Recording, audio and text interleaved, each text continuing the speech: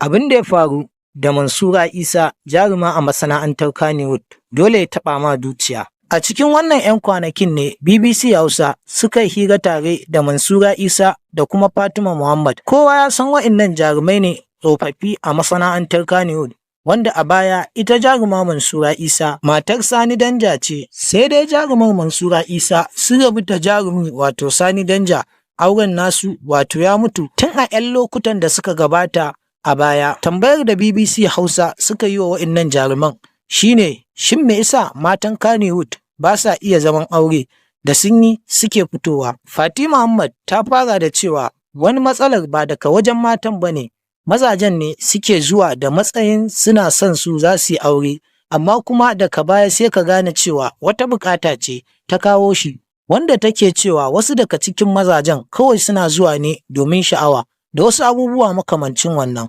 wanda carab ita Mansura Isa sai ta kama zancen daga nan wajen take cewa gaskiya ne wannan batun da ta yi, wanda ɗan wannan lokaci wani abu ya faru da ita. Abin da ya faru da jaruman Mansura Isa a wannan lokacin dole ita ɓama zuciya.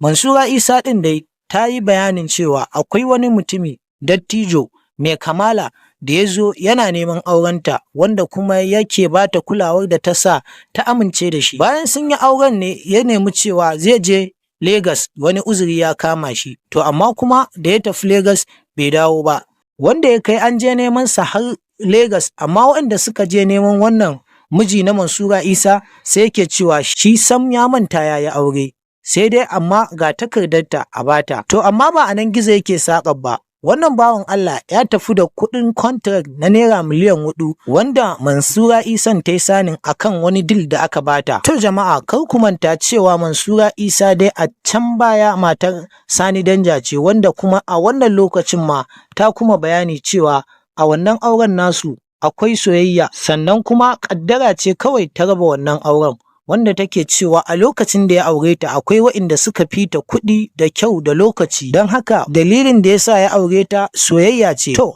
jama'a wannan shine takaitaccen abin da ya faru da waɗannan jarumai a tattaunawar da aka yi da su a BBC Hausa. To jama'a wata irin shawara za ku ba waɗannan mata na masana'antar Kannywood? Kuma a tunaninku laifinsu ne yake sawa suke fitowa daga cikin gidajen mazajensu? Jama'a gare ku